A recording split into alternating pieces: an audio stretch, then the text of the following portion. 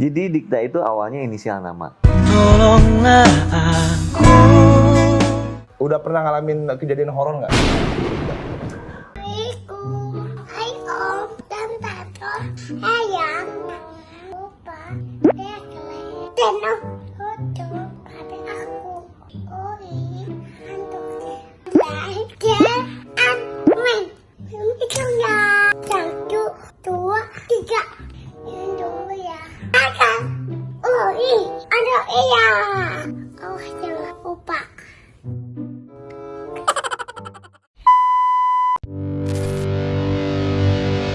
Sobat RW, Sobat RW, Sobat RW, yuk kita hang out.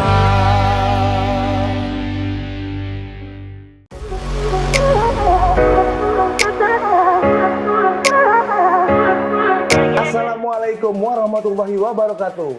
Sobat RW yang berbahagia dan bermakna. Ya, hangout kali ini tamu spesial gue. Vokalis dari Dikta, Kang Aji. Yeay. Kang apa? Nama Bro aja, Bro aja. Ya, bro Bro aja. Aji. Biar nggak kaku ya. Yoi. Nggak ya kanebo gitu. Kang Aji, gimana kabarnya sama Dikta? Sehat. Alhamdulillah. Lancar. Apa yang dikerjain saat kondisi lagi susah begini? Kebetulan karena Ya. banyak banget aktivitas yang bisa dikerjain di rumah, jadi sebetulnya corona ini kayak dipindahkan aja aktivitasnya yang biasa dibuat di studio, misalnya ada beberapa yang gue bikin di rumah juga gitu, kayak misalnya take vokal atau misalnya ada beberapa program yang karena corona banyak banget yang ngajak charity, jadi gue bikin di rumah juga. Terus mungkin ada beberapa yang aktivitasnya kayak harus ngedirect vokal ke studio, ya dengan protokol kesehatan yang ketat tetap beraktivitas gitu. Jadi masih kegiatannya full tetap. Jadi memang Bro Aji ini walaupun anggaplah nggak ada pandemik ya, memang tetap kerja seperti itu ya. Ya. Tetap ada kegiatan lah. Yoi, Luar benar Dikta. banget. Bicara Dikta nih, ini kan udah berkarir udah lumayan lama ya. Fasenya tuh dari mulai susah banget sampai sekarang udah terbentuk Dikta, sampai sekarang terbukti eksis gitu kan? Ya. Itu udah berapa lama? Gimana terbentuknya tuh? Kalau terbentuk bandnya sendiri itu dari tahun 99. Tolonglah aku. Ya. Gue kelas 2 SMA. Jadi kebetulan teman-teman SMA, lalu pas keluar dari SMA, lagu KKSK itu udah jadi. Ya. Cuma kita iseng pengen orang lain pengen denger juga lagu ini gitu. Jadi kita bikin masternya, lalu kita masukin ke salah satu radio, belum dapat label. Ini sama ini angkatannya kafein berarti. Yoi. Soalnya ngomongnya radio bukan label. Masukin ke label dulu, jadi masuk ke radio. Pada saat itu Radio Ardan ada program Ini 7. Ini 7. Ini 7. Ini 7. Nah, barengan sama kafein. Berarti benar. Iya, benar. Nah, dari situ akhirnya kita justru ketika jadi satu kebetulan lagu KKSK itu jadi top request di situ di program Indie 7 itu. Nah, dari situ kita mencoba memberanikan diri ke label ke Jakarta. Tapi nggak diterima. Udah kepilih tapi nggak diterima gimana? Yoi. Jadi udah masuk program Indie 7, akhirnya kita ya istilahnya pede gitu ya masuk ke label. Jadi ternyata jawaban dari label ya nanti dikabarin. Ternyata nggak dikabarin gitu.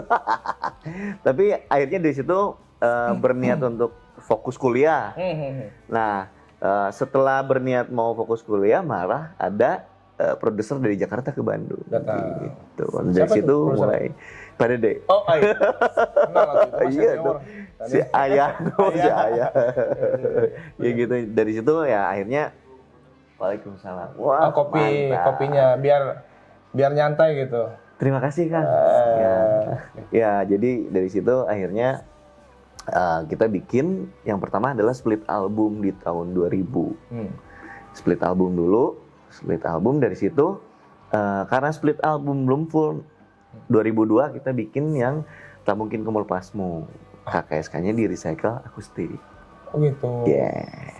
Jadi dengan beberapa proses akhirnya Masuk label lah. masuk label datang produser kan tadi. Iya, betul. Ko Dede sama Ko Dede.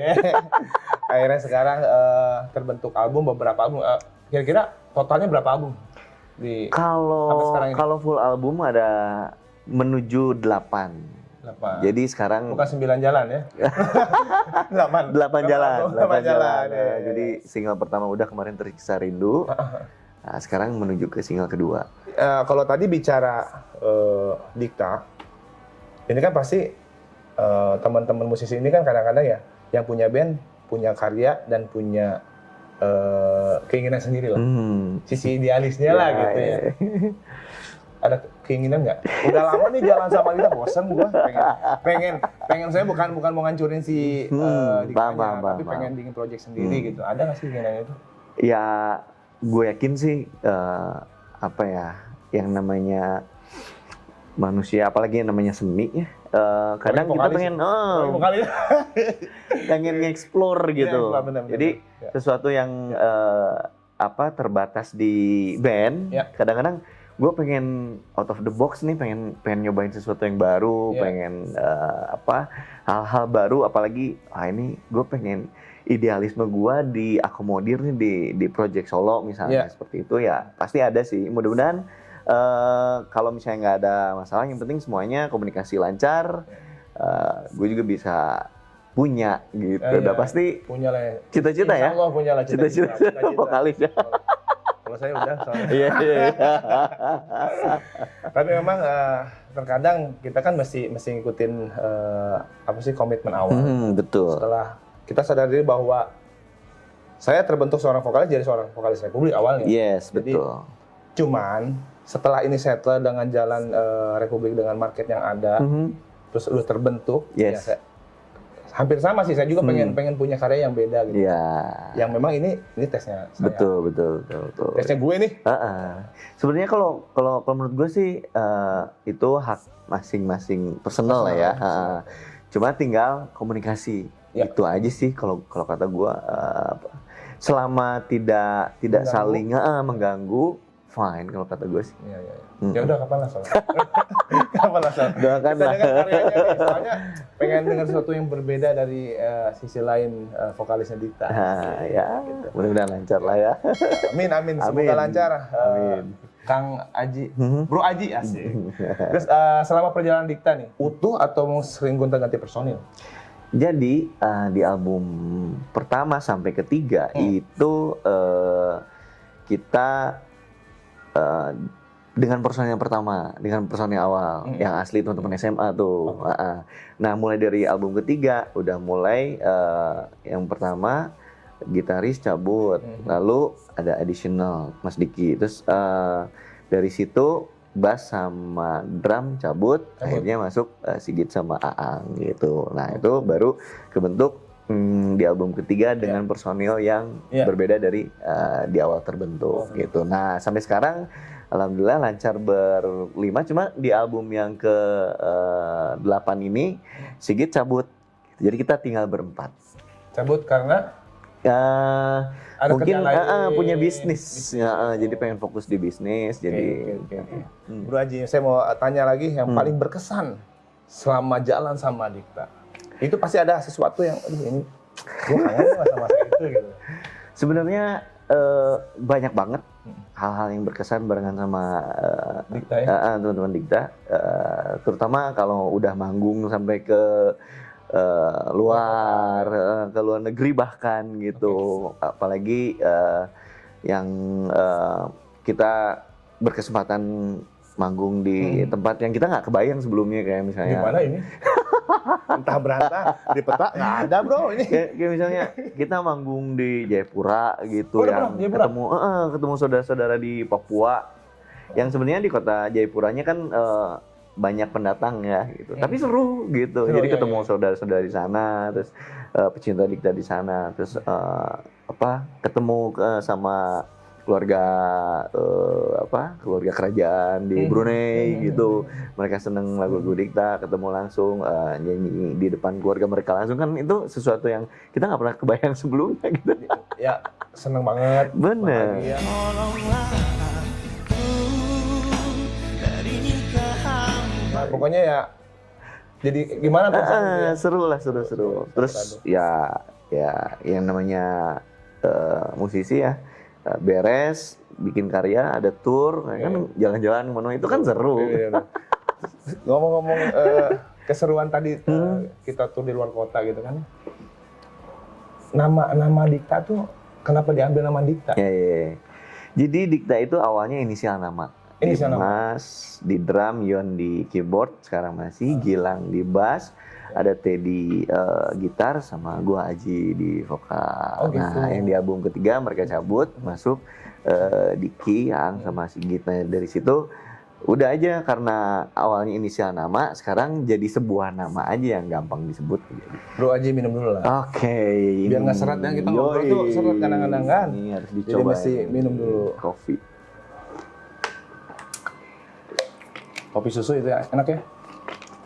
Sekarang kan kopi jadi lifestyle. Iya, benar. Padahal sebenarnya dulu nenek moyang kita udah ngopi. Ngopi. Nah, tapi sekarang udah jadi mana-mana ngopi sambil meeting, ngopi sambil ngomongin project. Nah, dan sekarang juga Jangan-jangan usaha kopi loh. Wah, sekalian aja promosi. Sekalian promosi. Jual kopi nggak? Jual kopi juga. Jangan-jangan roastingnya begini ya, kopi. gue penikmat kopi. Oke. Ya, untuk bikin usaha kopi udah mulai kerjasama. Nah, untuk yang gue punya sendiri ini lagi dibangun. Mudah-mudahan Wah, sukses. lancar semuanya. Amin. Amin, mudah-mudahan makin sukses. Usaha kopinya lancar, Amin. bandnya lancar, solonya lancar. Amin. Mantap. Amin. Terus tahun lalu kan bikin single baru ya? Ya kalau dibilang industri sekarang sama dulu kan beda banget ya. Betul banget. Yang pengen kita tanya tuh sebenarnya gini, yang gua tanya pribadi tuh, gimana sih strategi ngadepin industri yang sekarang? Dulu kan beda banget tuh. Sebenarnya harusnya sih sekarang tuh kesempatannya luas banget buat kita musisi buat berkarya. Kita tinggal punya karya otentik, original yang punya karakter. Ada tim bikin, udah tinggal ngebangun, karena media sosial, media digital udah sangat mudah. Udah kita bikin sistem aja, punya tim, punya tim digital, tim digital marketing, ada lawyer, ada manajer, udah jadi bisa bikin corporate sendiri. Ya, Udah enak banget sebenarnya. Kalau bilang digital, radio masih perlu nggak? Nah, ini kan kadang-kadang suka ini menarik nih. banyak yang udah nggak terjun ke radio juga kan sekarang. Betul banget. Mungkin untuk saat ini di Indonesia ya, kita ngomong di Indonesia, beberapa segmen perlu, karena mulai kadang-kadang ada kita kalau di jalan gitu ya, bosen dengan playlist kita. Atau bosan dengan playlist masuk channel-channel YouTube misalnya ya, kita pengen ada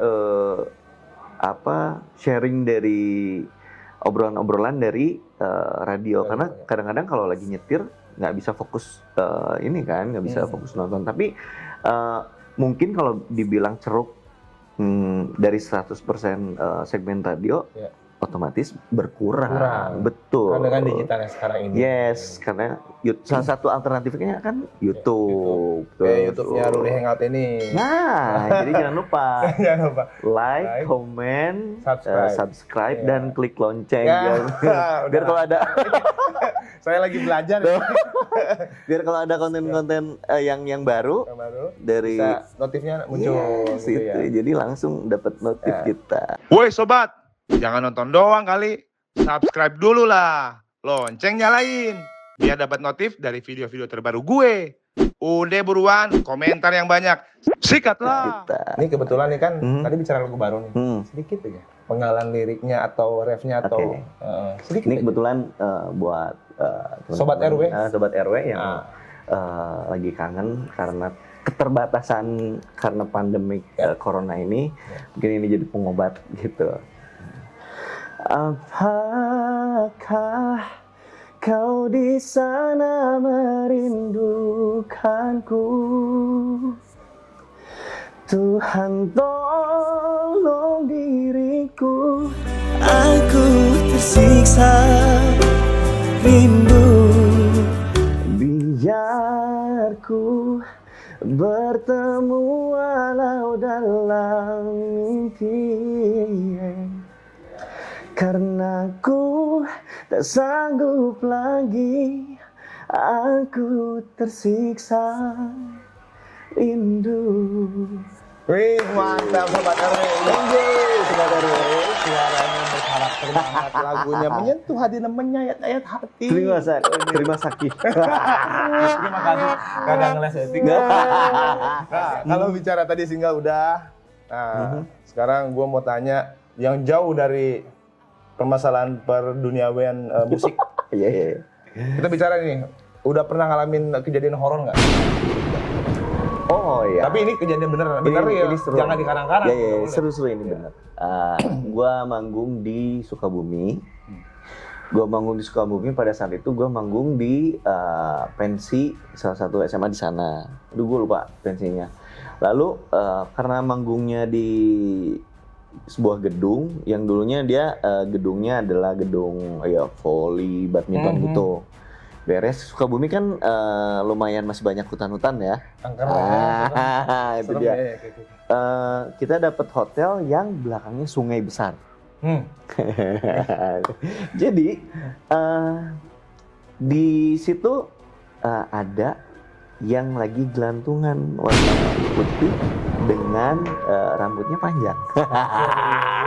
Yoi. Ngelihat ini beneran. Yoi, pas lihat ke toilet, buka dong, karena kan udah beraktivitas panas, buka kan Sukabumi seger tuh.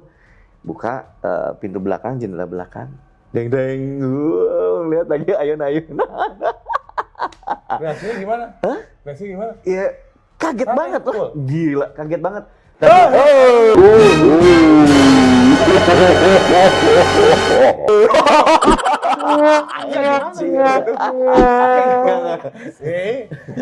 Enggak reaksinya. Itu tuh kaget asli itu. Enggak. Maksudnya kalau cerita horor itu emang harus gitu. Iya. Oi. Ya, setan gitu. Nanti gitu. Bentar lagi jadi selebriti nih. Bikin film nih bentar lagi nih. Iya. Terus gelantungan beneran. Tapi karena kita kan kayak apa ya? Kalau misalnya dalam satu kamar banyak kamar lagi yang kecil-kecil. Kayak gitu. Jadi cerita ke yang lain langsung pada masuk kamar langsung ke berita. Emang spooky banget. Ya kebayang ada sungai besar, Pukai ya. terus di seberangnya ada pohon gede, selagi gelandang. Anjay. Jadi lengkap sudah pendidikan kita ya. Yoi. Nah, itu tadi cerita jujurigan ya, setan-setanan kayaknya kalau terus-terusan begitu serem juga. Ini bicara masalah lagu lagi deh. Terus dari semua lagu yang dinyanyiin kita itu, lagu terfavorit yang mana? Ini dalam gua banget ini lagu. Bangs ini. Dari semua lagu tetap KKSK. Ku berjanji hanyalah untukmu. KKSK. Ya, kebetulan karena gua suka iseng, gua pengen bikin juga KKSK versi bahasa Jepang. Lucu tuh. Mau bikin udah. Liriknya udah ada tinggal. Udah. Oh, kita tinggal Gua sih tunggu udah bikin nih. sih teaser-teasernya di Instagram. Jadi ya kurang lebih. Kurang aja kasih motivasi ke teman-teman di luar sana yang baru berjuang. Kan kadang-kadang kalau berjuang itu ada yang baru melangkah tapi langsung males gua kayaknya nggak mungkin berhasil. Sampai titik dikte seperti ini tuh mungkin bisa kasih pandangan buat teman-teman yang lain di luar sana. Jadi buat sahabat-sahabat RW, gua sebenarnya sharing aja ya. Pengalaman. Jadi jangan pernah berhenti berkarya karena kita masing-masing itu punya potensi yang luar biasa yang misalnya gua belum tentu orang lain punya apa yang gua punya. Begitupun misalnya Ruri yang dia punya potensi yang punya dia doang gitu. Nah, temukan itu. Jadi temukan potensi diri lu sendiri, asah potensi diri lu sendiri. Ketika once nanti itu jadi satu kelebihan lu, karakter lu, pasti jadi sesuatu. Oh gitu. Penting. Sebenarnya pokoknya jangan lupa kalian juga memang harus tetap semangat terus. Iya. Jangan patah semangat, terus berkarya, terus mencoba. Gagal pertama, gagal kedua, gagal ketiga, terus gas terus. Jangan sampai kendor. Iya nggak? Gitu. Iya benar banget. Tapi jangan terjebak gas terus. Kadang-kadang ada yang kayak gini. Gue terus mencoba, tapi gue gagal terus. Nah, harus ada satu evaluasi. Evaluasi ya. Jadi Oke. kenapa ya gue gagal terus? Iya, Itu juga penting karena kita juga harus banyak sharing kayak gini. Terus harus banyak ngobrol sama orang-orang yang kompeten gitu. Jadi jangan lupa upgrade terus ilmunya. Iya, Banyak betul. banget ilmunya. Ya, tapi juga memang banyak juga ya kayak musisi-musisi teman-teman yang lain ya. Untuk ngobrol kayak gini tuh agak mungkin ego, nggak tahu ya, ego atau canggung atau memang apalah gitu. Setuju nggak sih kayak kita ngobrol begini terus saling support Kalau antar gue sih musisi setuju gitu? banget karena ya kalau nggak teman-teman kita siapa lagi Siapa sih lagi? yang bantu sih kalau Benar. ada apa-apa Ya. ya teman-teman kita juga Saling support gitu. ya. Jadi kapan bikin konten? Saya mau kualitas. Siap. Ditunggu tuh. Iya. Minggu depan. Ini wajib. Wajib nih. Gue lagi bangun nih konsepnya. Jangan sampai bahaya tuh kalau ini. Sama apa? Enggak. Nggak mungkin sama kita. Supaya kalau aman ya maksudnya. Iya.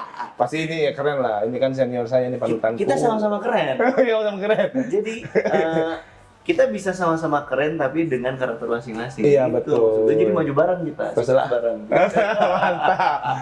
Ya. Bro Haji, makasih waktunya udah Sama-sama. nyempetin waktu datang nyempetin ke sini ke Ruri Hangout bareng Kang Haji sekarang. Sobat RW, terima kasih udah tongkrongin terus dari tadi, kita ngoceh-ngoceh di sini. Mudah-mudahan bermanfaat dan ada faedahnya. Amin. Seperti biasa, terima kasih buat teman-teman yang udah subscribe, share, like, and comment. Hari ini berbeda dengan hari esok. Jadilah apa yang kamu mau. Gue Ruri Mantogia. Gue Haji Dikta. Kan selalu ku nanti karena ku sayang kamu. Lagi dong. Iya. Keren, Bro Haji. Terima kasih banyak udah mampir. Terus ya buat RW. Terima kasih Sobat RW. Jangan lupa like, comment, subscribe, dan klik Mantap. Sampai ketemu di video selanjutnya. Thank you. So